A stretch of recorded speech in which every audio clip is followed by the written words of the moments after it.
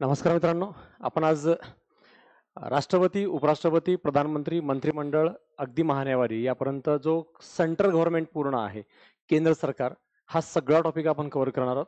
Last लेक्चरमध्ये आपण state government पूर्ण कव्हर केलं होतं, अगदी मोजक्या आर्टिकलमध्ये, पण सगळा कंटेंट. आणि हे नंबर दिलेत याचा अर्थ असा काही नंबरच येतो असं परीक्षेत नाही. त्याचा मी पूर्ण कंटेंट डिटेलही सांगतोय, जे कमी वेळामध्ये मॅक्स रिवाइज करता येईल. आणि नंबर आला तर नंबर सुद्धा एक शब्दात लक्षात ठेवता यावं. आणि हे इथं लिहून ठेवलं यासाठी की लिहिण्याचा वेळ वाचावा आणि कमीत कमी वेळामध्ये तुम्हाला पूर्ण कंटेंट रिवाइज करता येईल. याप्रमाणे तो लेक्चर्स आपल्यासाठी उपलब्ध व्हावा. एक 10 ते 15 मिनिटांमध्ये आपल्याला हा सगळा घटक पूर्णपणे रिवाइज करायचा आहे. या लेक्चरमध्ये राष्ट्रपती, उपराष्ट्रपती, प्रधानमंत्री, मंत्रिमंडळ हा सगळा पाठ पूर्णपणे आर्टिकल 52 ते 78 हा संपूर्ण सेंट्रल गव्हर्नमेंट आपण बघणार आहोत. त्याच्यामध्ये कंप्लीट कंटेंट या माध्यमातून रिवाइज करता येईल आहे. तर सुरुवात करू. आपल्या देशाचे राष्ट्रपती हेड ऑफ द स्टेट आहेत, नामधारी प्रमुख आहेत. संघाचे प्रमुख म्हणून त्यांना ओळखलं जातं. आपण आपल्या त्याला भाषेमध्ये आपल्या देशाचे आजोबा असं म्हणतो. आणि राष्ट्रपती आजोबा आहेत, तर उपराष्ट्रपती ही आजी आहे. याप्रमाणे हे बघणं गरजेचं आहे. कारण यासाठी की आपला आर्टिकल लक्षात राहतील. प्रधानमंत्री व मंत्रिमंडळ हे आपल्या आजी आजोबाला जबाबदार राहून या पद्धतीने माहिती देणं, त्यांच्यासोबत सहकार्य करणं, त्यांच्या नावानं कामकाज पाहणं जरुरी आहे. म्हणून राष्ट्रपती बद्दलचे हे घटक आहेत. असं आजी आजोबा बोलण्याचं कारण आहे, ते वास्तविक कार्यकारी प्रमुख नाहीत किंवा कार्यकारी अधिकार नाहीत. देशासाठी एक राष्ट्रपती राहतील एवढं नमूद आहे. पण हे नामधारी प्रमुख आहेत, हेड ऑफ द स्टेट आहेत, हेड ऑफ द गव्हर्नमेंट नाहीत. म्हणून आर्टिकल 52 प्रमाणे देशासाठी राष्ट्रपती आहेत. पण संघाचे कार्यकारी अधिकार राष्ट्रपतीकडे निहित आहेत. कार्यकारी अधिकार हे राष्ट्रपतीकडे ठेवलेले आहेत, पण ते पुन्हा नामधारी आहेत. म्हणून हे आपले अधिकार वापरणारच नाहीत. जे अधिकार वापरतील ते आर्टिकल 74 आणि आर्टिकल 75 मधल्या लोकांच्या सल्ल्याने आपला अधिकार वापरतील. कारण संघामध्ये जे लोक येतात, संघामध्ये कोण कोण येतं? राष्ट्रपती, उपराष्ट्रपती, प्रधानमंत्री, मंत्रिमंडळ, महान्यावारी आणि ऑल ज्यांच्या नावापुढे मंत्री लागले ते संघ कार्यकारीमध्ये येतात. पण संघाच्या मंत्रिमंडळामध्ये कोण येतं? तर ज्याच्या नावापुढे मंत्री लागले तेवढेच लोक येतात. म्हणजे राष्ट्रपती, उपराष्ट्रपती आणि महान्यावारी हे संघाच्या मंत्रिमंडळात येत नाहीत. पण संघाच्या कार्यकारीमध्ये मात्र राष्ट्रपती, उपराष्ट्रपती, पीएम, ऑल मिनिस्टर्स आणि महान्यावारी यांचा समावेश होतो. जो संघ कार्यकारी या शब्दाच्या व्याख्येत याबद्दलचा घटक यायला पाहिजे. याप्रमाणे हे संघ कार्यकारी लक्षात ठेवा. निवडणूक निवडणुकीमध्ये राष्ट्रपतीची जी निवडणूक आहे ती अप्रत्यक्ष आहे. आणि या अप्रत्यक्ष निवडणुकीमध्ये सहभागी होतात लोकसभा, राज्यसभा आणि विधानसभा. या तिन्ही ठिकाणचे जे निवडून आलेले आहेत, फक्त निवडून आलेले सदस्य हे मतदान करतात. मग ह्याच्यामध्ये अगदी दिल्ली विधानसभा आणि पुद्दुचेरी यांचा सुद्धा समावेश होतो. 70वी घटना दुरुस्ती 1992 नुसार दिल्ली विधानसभेच्या आणि पांडुचेरीच्या विधानसभेलाही मतदानाचा अधिकार मिळालेला आहे. पण फक्त निवडून आलेले सदस्य मतदान करतात.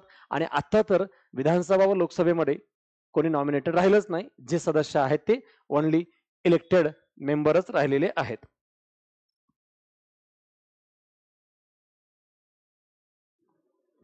सॉरी. तर ही निवडणूक झाली. निवडणूक घेण्याची जबाबदारी इलेक्शन कमिशनची आहे. निवडणूक अर्ज इलेक्शन कमिशनकडे, निवडणूक अधिकार इलेक्शन कमिशनचे आहेत. निवडणूक अधिकारी मात्र लोकसभा महासचिव, राज्यसभा महासचिव आणि विधानसभा सचिव हे निवडणूक अधिकारी असतात. ह्याच्यातला कंटेंट लक्षात ठेवा. निवडणूक पद्धत single, transferable, proportional voting system, एकल संक्रमणीय प्रमाणशीर मतदान पद्धत आहे, जी फ्रान्सकडून घेतलेली आहे, पद्धत घेतलेली आहे. आणि निवडणूक हे मात्र आयर्लंडच्या पद्धतीप्रमाणे या ठिकाणी बराच प्रपोर्शन लागू होतो.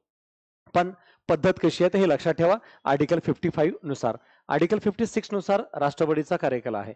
आपला राष्ट्रपतीचा कार्यकाल 5 वर्ष आहे. तो युएसए प्रमाणे स्थिर लोकशाहीसाठी आपण घेतलेला आहे.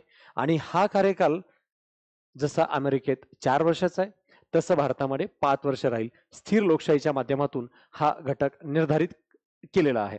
पुनर्निवड, यस, राष्ट्रपतीची पुनर्निवड होते का? तर यस, कितीही वेळा पुनर्निवड होऊ शकते. कितीही वेळा. घटनेनुसार किती वेळा होते? परंपरेनुसार अधिकतम 2च वेळेला निवडणूक लढवावी अशी परंपरा डॉक्टर राजेंद्र प्रसाद यांनी घालून दिलेली आहे. पण अमेरिकेमध्ये घटनेनुसार 2च वेळेला राष्ट्रपती बनता येतं. पण त्यांच्या मूळ घटनेप्रमाणे कितीही वेळा राष्ट्रपती बनता येत होतं. पण 1944 पासून अमेरिकेत 2च वेळेला राष्ट्रपती बनता येतं. हा आदर्श आपल्या समोर असतानाही आपल्या घटनाकारांनी मात्र याला पुनर्निवड करण्याबद्दलचा मर्यादा अधिकार दिलेला आहे. कारण अमेरिकेचा राष्ट्रपती कार्यकारी प्रमुख आहे, त्यामुळे तो कितीही वेळा राष्ट्रपती बनला तर देशाचं वाटोळ करू शकतो. पण आपले राष्ट्रपती किती वेळा राष्ट्रपती झाले तर देशाला तिळमात्र वाटोळ करू शकत नाहीत, कारण त्यांच्याकडे कुठलेही कार्यकारी अधिकार नाहीत. म्हणून आपल्या घटनाकारांनी त्यांना राष्ट्रपती बनण्याची संधी दिलेली आहे. पण राजेंद्र प्रसाद मात्र तिसऱ्यांदा निवडणूक लढवली नाही असं म्हटलं जातं. पण वास्तवात पंडित नेहरूंनी त्यांना स्पष्ट ताकीद दिली होती की तिसऱ्यांदा आता फॉर्म भरायचा नाही, काँग्रेस तुमच्याबद्दल नाराज आहे. पण त्याग समजण्याच्या ऐवजी म्हणजे त्यांना हकलण्यात आलेलं आहे, बाजूला सारण्यात आलंय असं म्हणण्याच्या ऐवजी पद त्याग केला त्यांनी असं म्हणलं जातं. पण शेवटी 2च वेळेला त्यांनी निवडणूक लढवली, म्हणून ती परंपरा सुरू झाली 2 वेळेला राष्ट्रपती बनण्याची. हे यामध्ये आपल्याला लक्षात ठेवायला पाहिजे. राष्ट्रपतीसाठी पात्रता आहे. पात्रता आपल्या सगळ्याला माहिती आहे. ते भारताचा नागरिक असला पाहिजे, सिटीजन असले पाहिजे, वय 35 पूर्ण पाहिजे आणि मतदार यादीत नाव असलं पाहिजे. त्यासोबत लोकसभेवर निवडून जाण्याची पात्रता ठेवणारे असावेत. निवडून जाण्याची पात्रता म्हणजे याचा अर्थ त्यांच्या अर्जावर प्रपोजर्स आणि सेकंडर्स अशा पद्धतीने 50-50 लोकांची सही आवश्यक आहे, तर त्यांना निवडून जाण्याची पात्रता ठेवतात असं बोललं जाईल. पण लोकसभेच्या सदस्यांची पाहिजे. लोकसभा सदस्य नसतील तर विधानसभा ही चालतील, पण राज्यसभेचे सदस्य मात्र चालणार नाहीत. हे 58 आर्टिकल मध्ये लक्षात ठेवावं. आर्टिकल 59 नुसार शर्ती आहेत. शर्ती काय आहेत तर ते कोणत्याही कायदेमंडळाचे, म्हणजे आपण शब्द एकच लक्षात ठेवू शकतो, कायदेमंडळ. कायदेमंडळामध्ये लोकसभा आली, राज्यसभा आली आणि विधानसभा आली, विधान परिषद आली. म्हणजेच कोणत्याही सभागृहाचे ते सदस्य असू नये. सदस्य असतील तर सदस्यत्वाचा राजीनामा द्यावा आणि जर दिलाच नाही तर ते राष्ट्रपती ज्या दिवशी बनतील त्या दिवसापासून हे सदस्यत्व रिक्त झालेलं आहे असं समजलं जाईल. ही पहिली शर्त आहे. दुसरी शर्त की त्यांनी कुठल्याही लाभाच्या पदावर असू नये. त्यासोबत त्यांना वेतन भत्ते विशेषाधिकार प्राप्त होतील. राष्ट्रपती भवन हे मोफत निवासस्थान त्यांना प्राप्त होईल. ह्या सगळ्या गोष्टी आर्टिकल 59 नुसार शर्ती या व्याख्येखाली घटनेत नमूद आहेत. शपथ अंतर्गत राष्ट्रपतीला शपथ दिली जाते. CJI supreme court chief justice of India. जर ते नसतील तर इतर न्यायाधीशाकडून शपथ देण्याबद्दलची घटक व्यवस्था पार पाडली जाईल. आणि राज्यघटनेत जे शपथ नमूद आहे ते आर्टिकल 60, आर्टिकल 69 आणि आर्टिकल 159 याद्वारे राष्ट्रपती, प्रेसिडेंट, इथं व्हाईस प्रेसिडेंट आणि इथं गव्हर्नर, राज्यपाल, या तिघांची शपथ राज्यघटनेत नमूद आहे. बाकी कोणाची शपथ राज्यघटनेत देण्यात आलेली नाही. म्हणून जी शपथ नमूद आहे त्यामध्ये यांचा उल्लेख करावा लागेल. बाकी कुणाची शपथ परिशिष्ट 3 प्रमाणे नमूद आहे. महाभियोग, राष्ट्रपतीला महाभियोगाद्वारे काढण्याची पद्धत आहे, जे USA कडून घेण्यात आलेली आहे. असा महाभियोगाचा प्रस्ताव संसदेच्या कोणत्याही सभागृहात प्रथम मांडता येईल. 14 दिवसाची पूर्व नोटीस देणं आवश्यक आहे. ज्या सभागृहात मांडू त्यासाठी त्यांच्या अर्जावर किमान 1/4 लोकांची सही आवश्यक आहे, तरच प्रस्ताव मांडता येईल. ज्या सभागृहात प्रथम मांडलं जाईल त्या सभागृहाकडून एक सुप्रीम कोर्टला चौकशी समिती स्थापन करण्याची सूचना केली जाईल. Supreme court chief justice of India यांच्याकडून 3 सदस्यीय समिती स्थापन केली जाईल. एक सुप्रीम कोर्ट न्यायाधीश, एक हायकोर्ट न्यायाधीश आणि एक ऍडव्होकेट असं तिघांची समिती स्थापन केली जाईल. समिती त्याच सभागृहाला अहवाल देईल ज्यांनी हे स्थापन करण्याचा सल्ला दिला होता. आणि ज्या सभागृहाकडून हे याबद्दलची सूचना दिली गेली त्यांच्याकडून त्यावर 2/3 अशा बहुमतानं ते प्रस्ताव पारित केला जाईल. 2/3 म्हणजे सभागृहाच्या एकूण संख्येच्या आहे, उपस्थित मतदानाच्या नाही. सभागृहाची टोटल संख्या जेवढी आहे त्याच्या 2/3 पारित करून सेकंड हाऊसकडे पाठवावं. सेकंड हाऊस म्हणजे कोणतंही सेकंड हाऊस, त्याला राज्यसभाच म्हणायचं नाही, लोकसभा ही सेकंड हाऊस असू शकतं. ज्या सभागृहात मांडलेलं आहे नंतर ते सेकंड हाऊस आहे. आणि सेकंड हाऊस ऑलवेज चौकशी सभागृह म्हणून ओळखलं जात असतं. सेकंड हाऊसनं सुद्धा 2/3 पारित करणं आवश्यक आहे. देन मग प्रस्ताव पारित होईल. महाभियोग पद्धतीने त्यांना बडतर्फ केलं गेलं आहे. पद रिक्तता आणि निवडणूक. पद रिक्तता, राष्ट्रपतीचं पद कधी रिक्त होतं तर राष्ट्रपतीचं पद रिक्त होण्याचे 2 प्रकार आहेत. एक कार्यकाल संपला म्हणून आणि दुसरं निधन, राजीनामा आणि बडतर्फ. जेव्हा कार्यकाल संपतो तेव्हा 6 महिने अगोदर निवडणुकीची तयारी करा आणि जेव्हा निधन, राजीनामा, बडतर्फ होईल तिथून पुढे 6 महिन्यात. 6 महिने अगोदर जेव्हा कार्यकाल संपतो. निधन, राजीनामा, बडतर्फ झालाय तेव्हा 6 महिने अगोदर 6 महिने घटना घडल्यापासून निवडणूक घेतली पाहिजे. आणि जो निवडून येईल त्यानंतर, निवडणूक झाल्यानंतर जो निवडून येईल त्याला मात्र आपण या ठिकाणी पाहिलंय 56 आर्टिकल प्रमाणे जो कार्यकाल आहे तो 5 वर्षाचा कार्यकाल प्राप्त होतो. हे भारताचं विशेष आहे, कारण अमेरिकेमध्ये अशी पद्धत नाही. अमेरिकेमध्ये जो उपराष्ट्रपती आहे तोच राष्ट्रपतीचा कार्यकाल पूर्ण करत असतो. म्हणून भारताच्या बाबतीत आर्टिकल 62 खास करून लक्षात ठेवा. पद रिक्त कधी होतं ह्या 2 कारणास्तव, आणि रिक्त झालेल्या पदाच्या निवडणुका कधी घ्यायच्या या कालावधीमध्ये, आणि जो कोणी आता या ठिकाणी निवडून येईल तो मात्र 56 आर्टिकल प्रमाणे या पदाला सांभाळलेला आहे. अशा प्रकारे आर्टिकल 52 ते 62 आपल्याला हे लक्षात ठेवता येतात. कंटेंट पूर्ण मी रिवाइज केलाय, आर्टिकल शॉर्टकट मध्ये सांगितलेत. शॉर्टकट मध्ये आर्टिकल काय लक्षात ठेवायचे?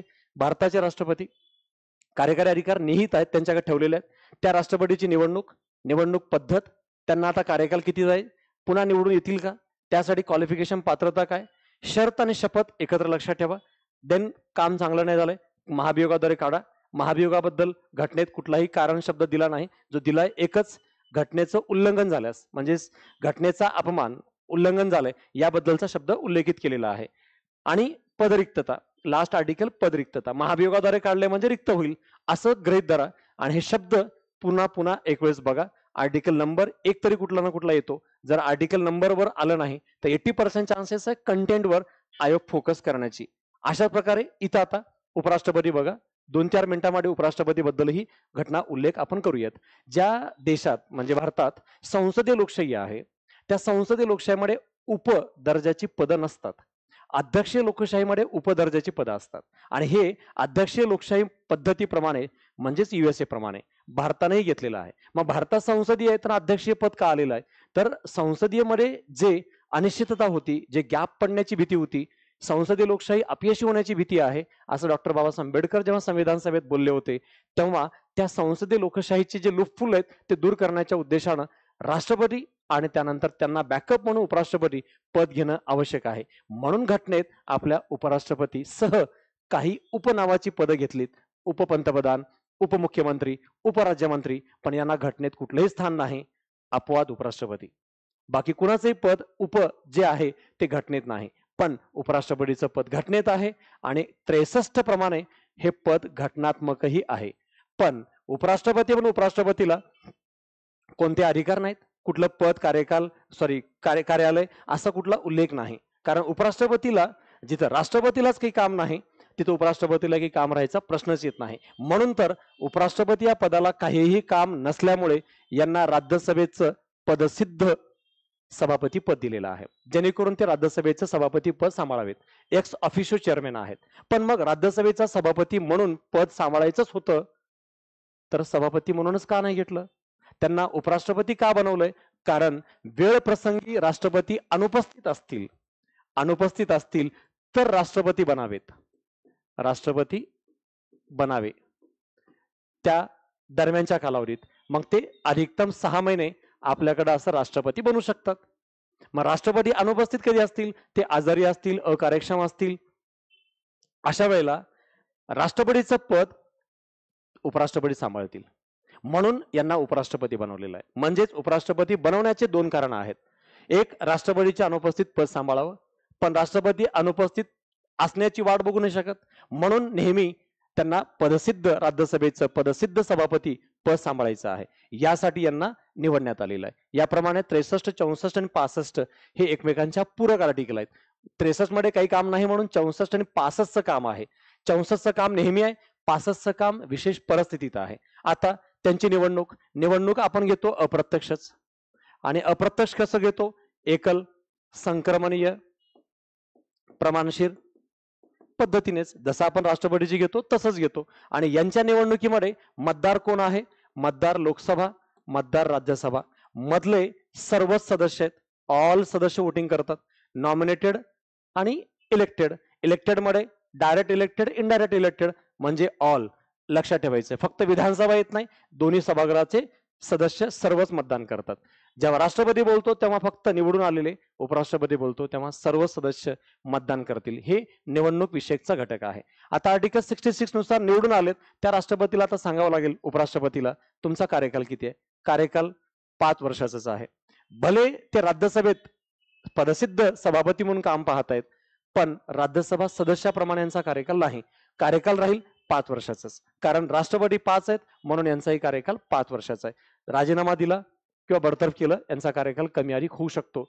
अमेरिकेमध्ये राष्ट्रपती उपराष्ट्रपतीचा कार्यकाल कमी अधिक होत नाही, पण भारतामध्ये दोघांचाही कार्यकाल कमी अधिक होतो. जेव्हा अशी विपरीत परिस्थिती असते त्या पद्धतीमध्ये त्यानुसार यांचा कार्यकाल कमी अधिक होऊ शकतो. आता कार्यकाल संपला, पद रिक्त होईल.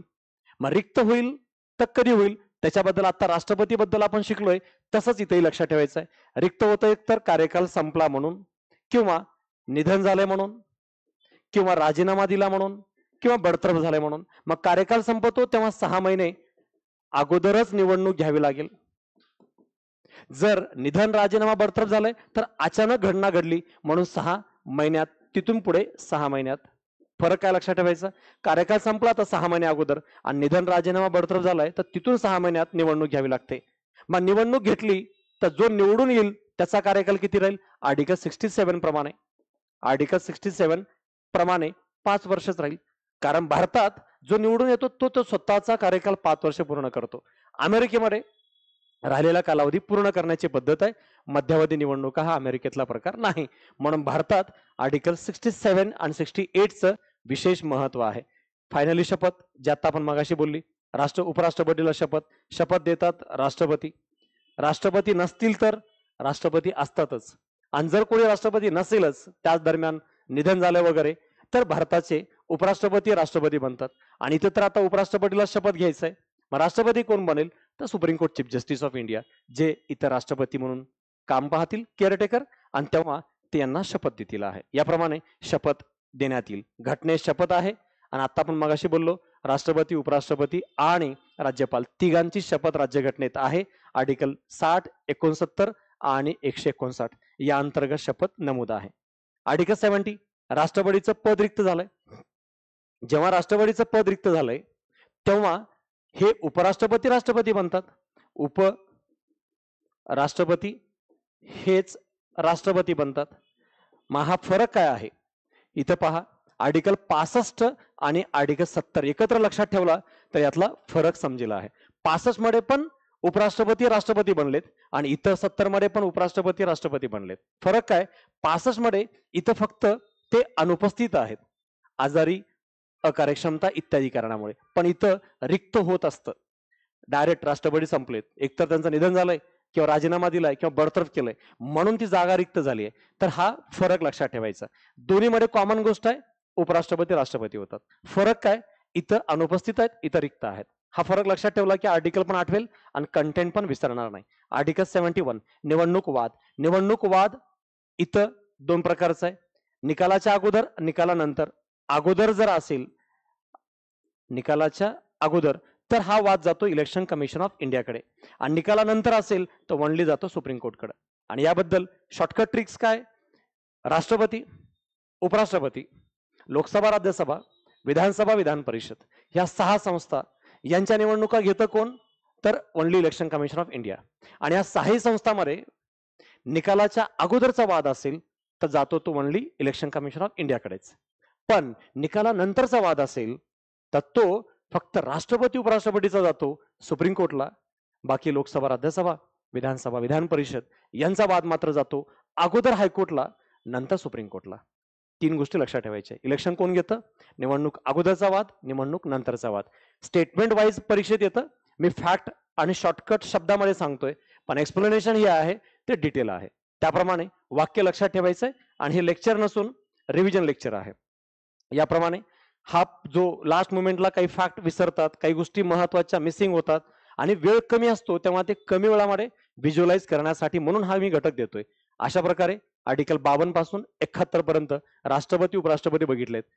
आर्टिकल 72 हा मात्र आहे फाशी शिक्षा माफ करण्याचा अधिकार राष्ट्रपतीचा, जो अधिकार न्यायिक अधिकार आहे असं अनेकाला वाटतं, पण फाशी शिक्षा माफ करण्याचा अधिकार हा न्यायिक नसून कार्यकारी अधिकार आहे.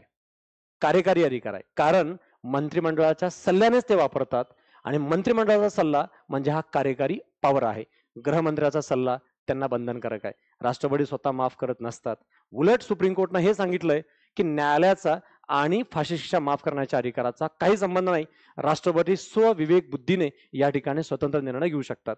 आणि स्वविवेक बुद्धी म्हणजे इतर राष्ट्रपती स्वतः नाही तर मंत्रिमंडळाच्या सल्ल्याने काम करतात. म्हणून घटनात्मक उत्तर आहे आर्टिकल 72 प्रमाणे आणि सुप्रीम कोर्टच्या निर्णयाप्रमाणे हा कार्यकारी विषय आहे, कार्यकारी अधिकार आहे, पण हा न्यायविषयक अधिकार नाही आर्टिकल 72 बद्दल. आता आर्टिकल 73. आर्टिकल 73 मध्ये सांगितलंय कार्यकारी अधिकाराचा विस्तार आहे. कार्यकारी अधिकाराचा विस्तार. विस्तार कोण करेल? राष्ट्रपती. राष्ट्रपती कोणाच्या सल्ल्याने करतील? मंत्रिमंडळाच्या. आधार काय? घटनात्मक. कायदे कोणते? संसदेचे. म्हणजे संसदेच्या कायद्याने आणि घटनेनुसार मंत्रिमंडळाच्या सल्ल्याने राष्ट्रपती कार्यकारी अधिकाराचा विस्तार करतात. हा रेअर आर्टिकल आहे, परीक्षेला येणे एक्सपेक्टेड नाही. आर्टिकल 74 मध्ये काय सांगितलंय? तर 74 मध्ये सांगितलंय भारताच्या राष्ट्रपतींनी मंत्रिमंडळाच्या सल्ला व सहाय्याने काम करावं. म्हणजे सल्ला व सहाय्य देण्यासाठी राष्ट्रपतीला इथं मंत्रिमंडळ आहे आर्टिकल 74 मध्ये. याच्यात दोन प्रकार आहेत. एक पहिला आहे सल्ला व सहाय्य, हा सबक्लॉज 1 आहे. सल्ला व सहाय्य हे मंत्रिमंडळ देईल त्याप्रमाणे राष्ट्रपती कार्य करतील, ही मूळ घटनात्मक तरतूद आहे. आणि दुसरी घटनात्मक तरतूद काय झाली? 42व्या अमेंडमेंट 76 नुसार ही बंधन केली. इंदिरा गांधी यांनी हा सल्ला राष्ट्रपतीवर बंधनकारक आहे असं केला. तर तिसरी बदल झाली 44 अमेंडमेंट 1978 नुसार एक वेळा परत पाठवता येईल, ही तरतूद करण्यात आली. मूळ घटनेनुसार सल्ला व सहाय्य, 42 नुसार बंधनकारक, 44 नुसार एक वेळेस परत पाठवता येईल, असं सबक्लॉज 1 अंतर्गत राष्ट्रपती बद्दलचा उल्लेख आहे. तर दुसऱ्या बाजूला 2 अंतर्गत राष्ट्रपतीला मंत्रिमंडळानं काय सल्ला दिलाय याला न्यायालयात आव्हान देता येत नाही. न्यायालयात आव्हान नाही. मग मंत्रिमंडळानं राष्ट्रपतीला काय सल्ला दिलाय ते आव्हान का देता येत नाही? कारण मंत्रिमंडळ एकतर गोपनीयतेची शपथ घेतं. म्हणून दुसरं कारण आहे, जर काही निर्णय चुकलेच असतील तर ते निर्णय घेतलेत कोण? मंत्रिमंडळाने. मग याला दोषी कोण? मंत्रिमंडळ. मग राष्ट्रपतीला सल्ला दिलाय त्याला न्यायालयात आव्हान कसं काय देता येईल?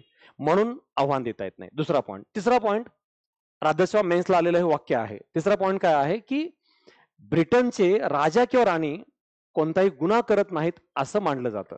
तसं भारताचे राष्ट्रपती आणि भारताचे राज्यपाल हे सुद्धा गुन्हा करत नाहीत, कारण ते रिअलमध्ये काही काम करत नाहीत. त्यामुळे कार्यकारी निर्णयाबद्दल त्यांना दोषी मानलं जाणार नाही. कारण कार्यकारी निर्णय इथं आपण बघितलं, मंत्री हे कार्यकारी निर्णय घेतात. मग मंत्री निर्णय घेतात तर राष्ट्रपती काही चूक करायचा प्रश्नच येत नाही. म्हणून आपण मनमोहन सिंग यांच्या विरुद्ध कोळसा घोटाळ्याबद्दल अपील केली होती.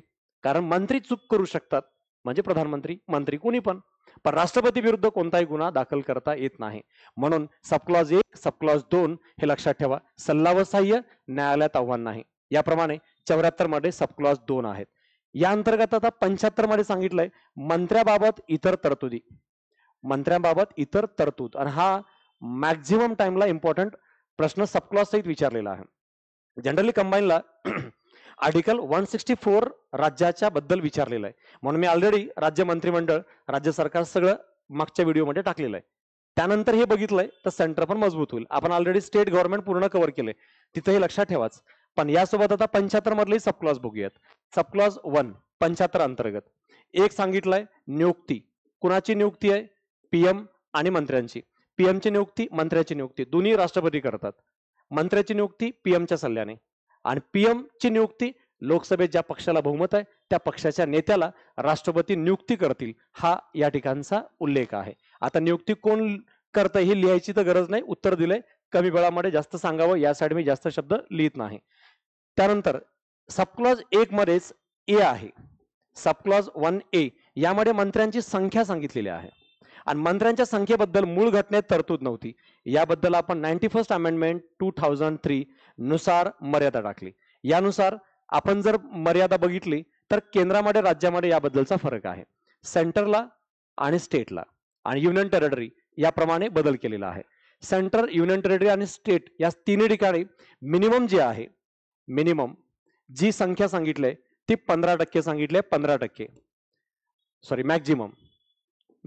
मॅक्झिमम सेंटरला लोकसभेच्या 15%, स्टेटला विधानसभेच्या 15% पेक्षा जास्त नसली पाहिजे, आणि युनियन टेरिटरीमध्ये मात्र 10% आहे. आणि मिनिमम जर बघितलं तर मिनिमम सेंटरला कसलीच मर्यादा नाही की ती कमी ठेवता येतं. स्टेटमध्ये मात्र 12 मंत्री असले पाहिजे, आणि युनियन टेरिटरीमध्ये दिल्लीला 10%च आहे. म्हणजे दिल्ली मिनिमम मॅक्झिमम 10%, राज्यामध्ये मात्र मॅक्झिमम 15% विधानसभेच्या एकूण संख्येच्या आणि मिनिमम 12 मंत्री असले पाहिजे. आणि केंद्रात मिनिममचं बंधन नाही, मॅक्झिमम मात्र 15%. संख्या आहे मूळ घटनेनुसार नव्हती, नंतर आपण ऍड केलेली आहे. 1B मध्ये मात्र पक्षांतर सांगितलेलं आहे. एखाद्या मंत्र्याने पक्षांतर केलं असेल तर त्यांचं मंत्रिपद जाईल, अपात्र ठरवलं जाईल. हे 1B मध्ये आहे. सबक्लॉज 2 मध्ये सांगितलंय मंत्री वैयक्तिकरित्या राष्ट्रपतीला जबाबदार राहतील, म्हणजे मर्जीपर्यंत. शब्द घटनेत आहे मर्जीपर्यंत, प्लेजर ऑफ प्रेसिडेंट.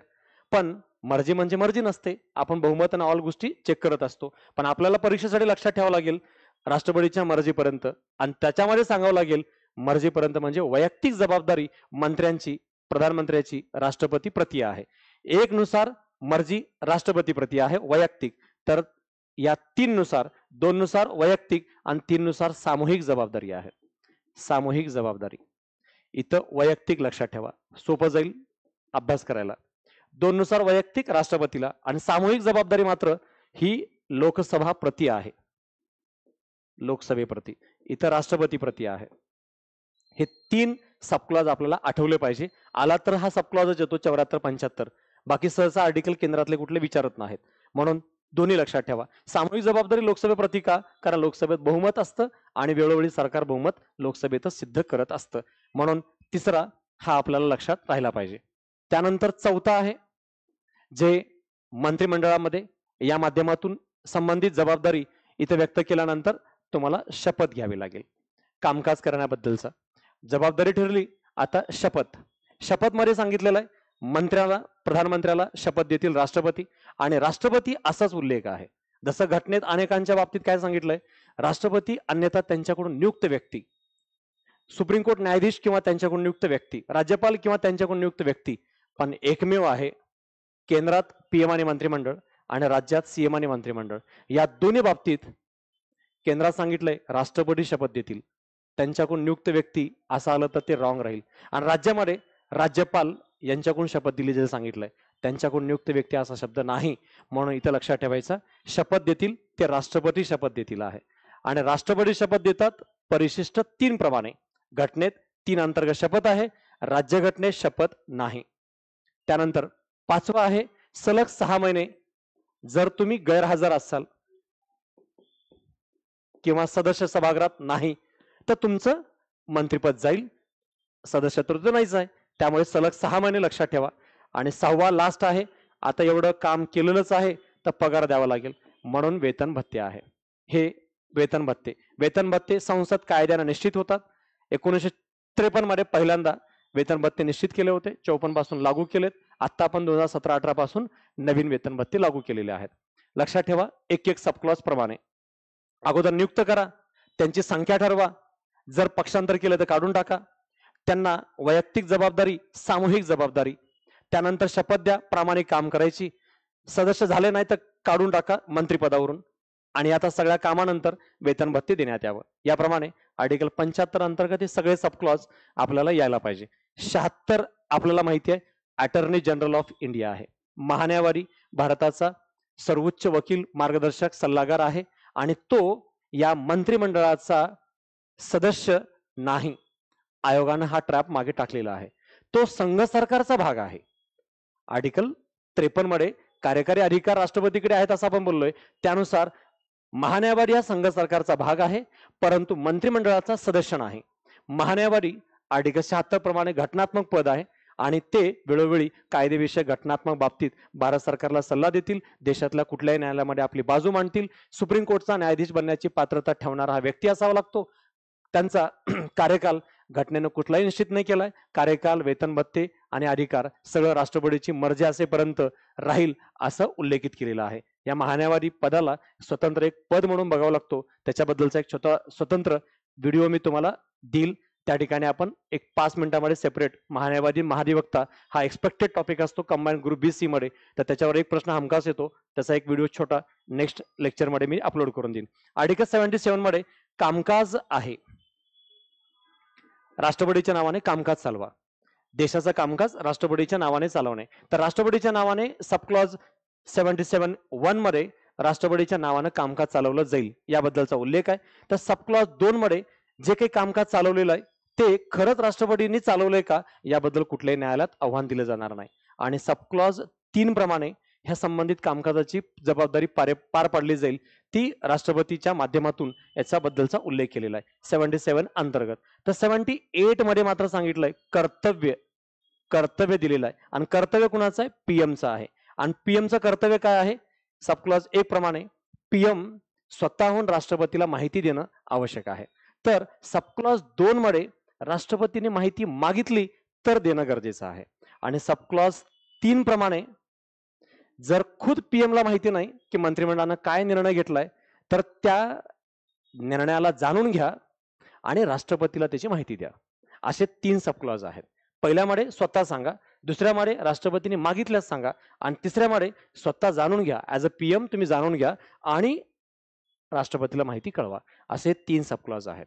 याप्रमाणे आर्टिकल 52 पासून आर्टिकल 78 पर्यंत हे सगळे आर्टिकल 20 सब क्लॉज आणि त्याचे कीवर्ड मध्ये इन्फॉर्मेशन डेटा दिलेला आहे. आर्टिकल येतील आणि असं फक्त एका शब्दात येतील असं या व्हिडिओचा उद्देश नाही, पण आर्टिकल नंबर पण यावे, हेडलाईन पॉइंट पण यावा आणि त्याच्यात दिलेलं कंटेंट जे ऑलरेडी शिकवलेलं आहे अनेक माध्यमातून offline online plus revision one day या सगळ्या लेक्चरच्या माध्यमातून. पण आता अजून एक 10-20 मिनिटांमध्ये आपल्याला हे जे की पॉइंट कमी वेळामध्ये आठवत नाहीत किंवा कशावर फोकस करू समजत नाही किंवा काही वेळेस वाचावंच असं वाटत नाही तेव्हा काही गोष्टी फास्ट रिवाइज करता यावं यासाठी हा एक अजून सिरीज मधला पार्ट मी ते अपलोड केलेला आहे. ह्या व्हिडिओ नंतर अजून 5-5 मिनिटाचे 3-4 व्हिडिओ मी उद्यापर्यंत देतोय ज्या माध्यमातून महाधिवक्ता, महान्यायवादी, राज्य मार्गदर्शक तत्व हे महत्वाचे टॉपिक जे आता परीक्षेच्या पॉईंट ऑफ व्ह्यू बाकी आहेत त्याच्याबद्दलचा पार्ट उद्यापर्यंत मी अपलोड करतोय. त्यालाही रिवाइज करा आणि मॅक्झिमम फास्ट याच्यावर जेवढं लवकरात लवकर ह्या गोष्टी बघता येईल तेवढा त्याचा फायदा होईल. पुन्हा भेटू. All the best. थँक्यू.